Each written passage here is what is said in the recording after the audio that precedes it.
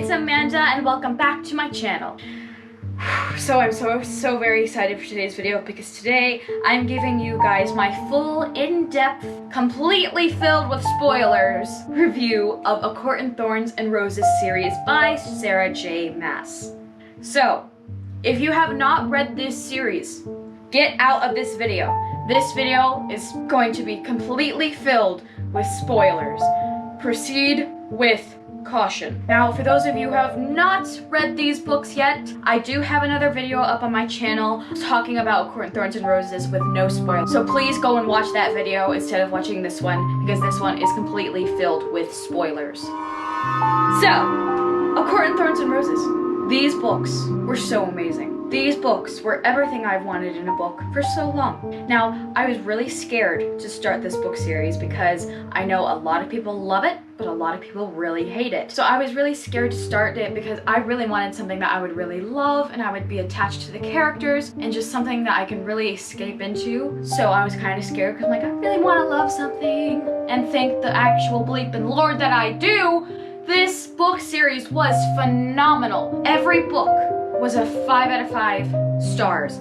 I can't explain to you how amazing these books were. Well, if you're watching this, you obviously know how amazing these books were because, whew! Let's just get started with the first book, shall we? So, the first book, A Court in Thorns and Roses. It was a lot to handle. I loved it so much. I loved Feyre. Feyre is the best heroine I've ever heard of. I really liked the beginning on I really loved how her story played out through these books, and I really loved Feyre's character growth throughout all of the books, but especially even with the first book. Her storyline and her character growth was just so well done. So I was attracted to these books because I was told that it was like a Beauty and the Beast retelling. It is, but it's not.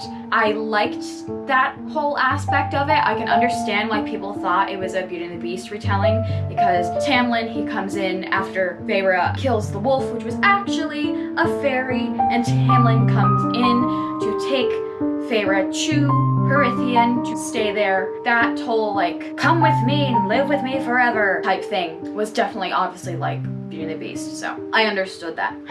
Now, Tamlin. Let's just talk about Tamlin for a minute, shall we? The way he was described was great. Not my type of guy, but was still great. I loved this version of fairies, definitely. I really liked, as they say, the tales of the fairies. Lucien, actually, I liked him better than Tamlin, honestly. Lucien, his humor throughout the whole book was amazing. He was always like the comedic relief, but also he had somewhat of a dark side too, which I loved. And the budding romance between Feyre and Tamlin was so beautiful, and I honestly liked how it was very slow, how the romance slowly bloomed. Yes, there was a lot of reasons why people thought it was a Beauty and the Beast retelling because it honestly kind of was. I love Beauty and the Beast so much, so I loved how it was so much like it. The ending, oh my god. The whole end, the whole last 100 pages of the book, I was not expecting that. I was not expecting how dark it was going to be. So I loved that because that was just amazing. These books had so much love, obviously, love and romance because that's obvious, but the amount of action and the amount of heartbreak and just really like powerful scenes, just it was phenomenal. I don't have words for this. It was so amazing. I was holding my breath the entire time, like, oh my god, what's gonna happen? And I just, A Court in Thorns and Roses, the first book was obviously so good, and I really enjoyed it. So now let's move on to the second book, which is A Court of Mist and Fury. Woo! This book was so amazing. This was better than the first. So I'm going to read the back. Feyre has undergone more trials than one human woman can carry in her heart. Though she's now been granted the powers and lifespan of a high fae, she is haunted by her time under the mountain, and the terrible deeds she performed to save the lives of Tamlin and his people. As her marriage to Tamlin approaches, Feyre's hollowness and nightmares consume her. She finds herself split into two different people, one who upholds her bargain with Rysand, High Lord of the feared Night Court, and one who lives out her life in the Spring Court with Tamlin. While Feyre navigates a dark web of politics, passion, and dazzling power, a greater evil looms. She might just be the key to stopping it, but only if she can harness her harrowing gifts, heal her fractured soul, and decide how she wishes to shape her future, and the future of the world in turmoil. This book was even better than the first. Tamlin completely broke my heart, but now I hate Tamlin with rage, as Feyre does. So the whole twist with Feyre not loving Tamlin and her end up loving Rhysand, I did not see coming, and I loved it, because Rhysand is 10 times frickin' better than Tamlin. So you know how people thought that Court of Thorns and Roses was a Beauty and the Beast retelling when it kind of was and it kind of wasn't? Well, this, I can also compare Court of Thorns and Roses to Twilight, almost. I'm not talking about werewolves and vampires, because obviously these books are completely different from Twilight. I'm just talking about the whole storyline where, you know, how Feyre begins to love, or starts to love Tamlin, and then she goes off with Rhysand type thing, where it almost resembles where Bella loves Edward, then Edward leaves her, and then she goes off with Jacob for a while and then comes back to Edward. Before I knew what actually happens, as I was reading this, I'm like, oh, this is exactly like Twilight. This is exactly what Bella was doing. So that's why I thought it was somewhat like Twilight. I don't know, does anyone else think that? Because I thought that. How they describe the Night Court in this book, and I keep slapping it, I'm sorry. How they describe the Night Court in this book was so beautiful, because I myself am a night owl. I love the night, but I also really love the morning. So I'm like kind of in the middle, but I really love the night. So how they described the beauty of the Night Court, it was so amazing. And just the angsty romance between Rhysand and Feyre. Oh, I was like blushing while reading this. Trying to read this book series in school or just out in public in general is a very hard task, because with all of the romance that happens in the book, and like pray that no one can hear your thoughts. A lot of the times while reading this whole book series while I was in school, I was always just reading like this, like covering my mouth, like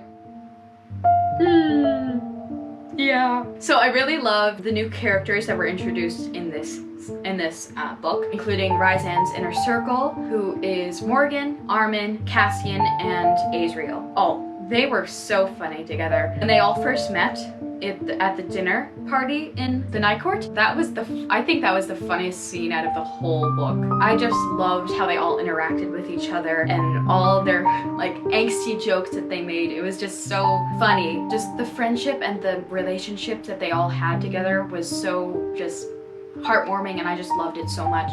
And another one of my favorite parts about this book was the notes that Feyre and Rhysand passed to each other. I love that so much. I don't know why, it's just, I think that is the cutest thing ever, and the way they did it, I love that so much. I loved the wings of Rhysand, Cassian, and Asriel. Wingspan. If you know, you know. I just think of Maleficent with the wings. That's honestly how I picture their wings.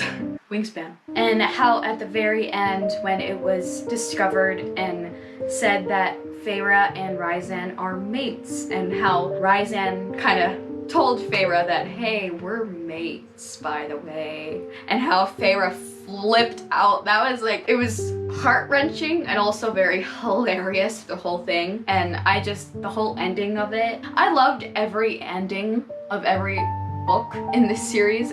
All of it was wrapped up perfectly and put a little bow on top. The ending of this, and then going into the next book, how Feyre had to go back to the Spring Court and act as if she still loved Tamlin. When I was reading that, I was like, oh my god, how is this even working? This book series is just so amazing. Oh my god. So the next book is A Court of Wings and Ruin. This was my favorite book out of all of the books in this series. It was the most action-packed, most amazing out of all of them. Let me read it back to you. Feyre has returned to the Spring Court, determined to gather information on Tamlin's action and learn what she can about the invading king threatening to bring her land to its knees. But to do so, she must play a deadly game. of deceit. One slip could bring doom not only for Feyre, but for everything and everyone she holds dear. As war bears down upon them all, Feyre decides to take her place as one of the High Fae of the land, balancing her struggle to master her powers, both magical and political, and her love for her court and family. Amidst these struggles, Feyre and Rhysand must decide whom to trust among the cunning and lethal High Lords, and hunt for allies in unexpected places. In this thrilling third book in the Court and Thorns and Roses series, the fate of Feyre's world is at stake as armies grapple for power over the one thing that can destroy it. So, while reading the beginning of this book, the beginning was very hard to read because it was like you're holding your breath the whole time, like Feyre not to slip up and have everyone know her plan. It was very hard to read because I've grown to love these characters so much. When Feyre and Rhysand decided that Feyre should be the High Lady of the Night Court, that was the most beautiful thing ever. I loved that so much. This book was definitely the most action-packed out of all of the other books. This had more of history of Prythian and why this war is going on. It was dark and it was a lot. I loved how the whole story did eventually come together and everything made sense, obviously. How Elaine and Nesta, Feyre's sisters, became Fae in the last book, actually, that happened at the end of A Court and Mist and Fury.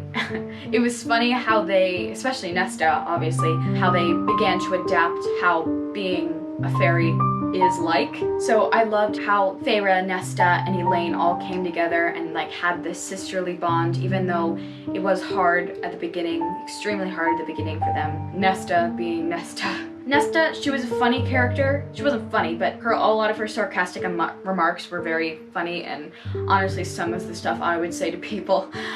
Nesta wasn't really one of my favorite characters, but I did like how sarcastic she was. It's like, I could care less for Nesta, but whatever. I loved the new romances, especially between Nesta and Cassian. I just loved how everyone was finding someone and everyone was like finding their way, finally beginning to settle and be happy. I loved how they talked more about everyone's backstories, and we really got to know more of Rhysand, Cassian, and Azriel, and Morgan, and Armin, like their backstories and how they all met and how they became who they are, and I really liked that. I really liked the backstories. There was a lot of loss and heartbreak in this book, and I cried. I was not happy at the end. The war, all of the war was so hard to read. The way it was written, it was just so gut-wrenching and just, oh, and especially when Rhysand died.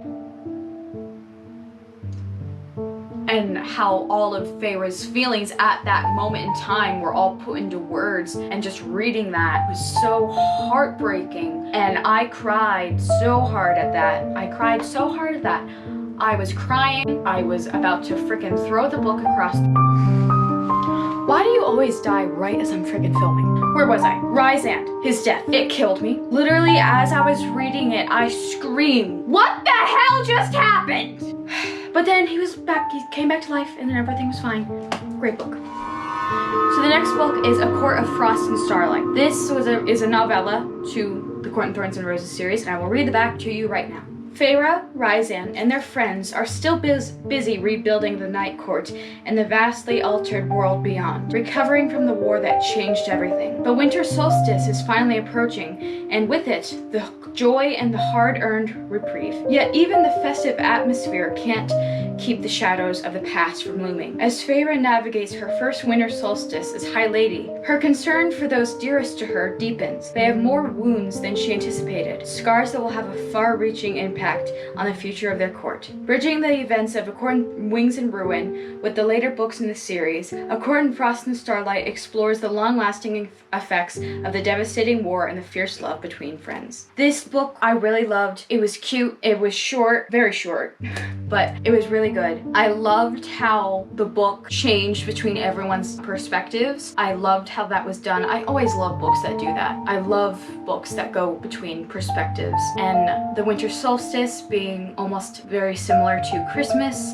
and the holidays. It was fun to read about and how they celebrate winter solstice, and it was just fun to watch them all prepare for the solstice while still dealing with the PTSD of the war. I loved the ending of this series. I can't explain how good the ending was. Everything just came all together and tied together up with a big bow, and it was so very good. And I love how Ryzan and Feyre are ready to start their family of their own. It gave glimpses of them in the future, and it was just so beautiful. This series, I cried, I laughed, and this series was the best series in the whole world I have ever read. And I can't even explain how amazing this series was. If you haven't read this series and you've just watched this video for no reason, please read this book. Please read all these books. These books are just so amazing, and they will always have a thing in my heart now. It was really fun to read. So that is the end of today's video. This video was so much fun to film. I love talking about these amazing books. I hope these books were as amazing for you as they were for me. So if you enjoyed today's video, please hit the like button and hit subscribe if you have not already, and click the notification bell so you'll be notified every single time that I upload. And as always, remember to be the Captain Jack Sparrow of your story, and may your compass lead you to amazing things. Thank you so much for watching this video, and thank you so much for being here. I'll see you guys in my next video. Bye guys.